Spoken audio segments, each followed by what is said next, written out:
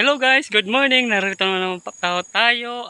This is vlog today po. Bago po ang lahat, bago ko po simulan ng aking vlog, ay binabati ko po pala ang lahat ng mga viewers ko at lahat ng mga followers ko. Hello po at good morning po sa inyong lahat. Sana okay lang po kayo tulad ko, charot. Ito guys, narito po ako sa tabing kalsada para kumuha po ng mabisang gamot guys sa sipon.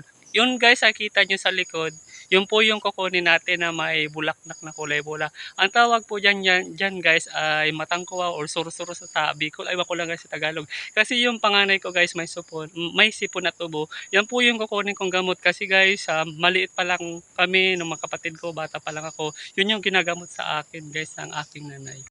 Yan guys, kukunin na po natin siya guys. Ayan, kuha po tayo ng mga ilang dahon lang nito. Siguro mga 2 o 3. Isa, pwede na yan. Ayan guys, nakakuha na po tayo. Ito po yung tinatawag na suro-suro guys. Kasi meron na tayong nakuha. Hello po pala sa lahat mga viewers ko at hi po. Please follow my real page po at abangan nyo po kung paano po ito. Ang sunod ko po ibablog guys mamaya-maya kung paano po, kung ano yung paraan, kung paano paraan siya gamitin sa ating mga baby. Bye po. Thank you.